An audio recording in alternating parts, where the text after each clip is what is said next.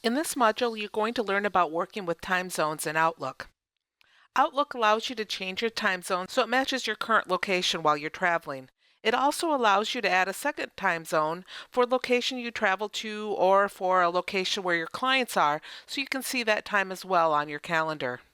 In this module, we'll go over changing your time zone, adding a second time zone, swapping your time zones, and removing a time zone. The first thing I want to do is show you how to change your current time zone.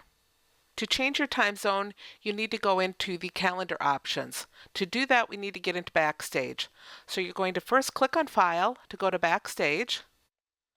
We'll go down to Options, and from here we're going to click on Calendar. Now once you click on Calendar, you're going to scroll down until you see the Time Zone section. From the Time Zone section, this is where you can change the time zone you're currently set up for.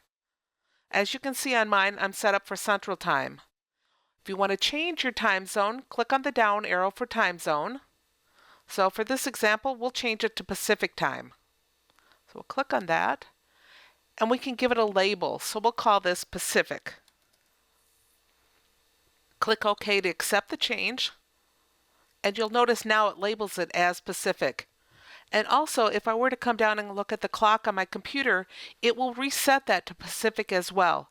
Because once you change the time zone within Outlook, it's just like you had gone into the Windows control panel and changed the time there. So the time now displayed in all of our Microsoft Windows-based programs is going to be Pacific Time.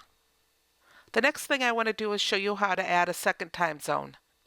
A lot of times people set up second time zones if they're traveling a lot to a certain location, or if they've got main clients or another office in a location that they want to keep track of the time as well, so that when you're setting up meetings, you know what time it is at that location as well as at your office.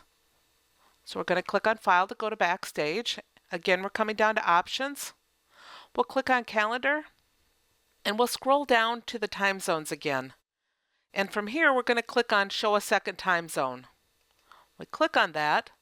I'm going to set one for the Chicago office. So I'm going to give it a label. And then for the time zone, you're going to click on the down arrow again and choose the time zone that you want to set your second one to. Click on Central Time for this and say OK. Now when we look at our calendar, you can see I've got my Chicago and Pacific. So it allows you to view two time zones. So if I'm setting a meeting at 8 o'clock my time, I know the Chicago office it's 10 o'clock. If I want to switch it and make Chicago my primary, I can do that as well. The quickest way to do it is just do a right click on the times, scroll down to change time zone. It automatically takes us to the Outlook options and the calendar.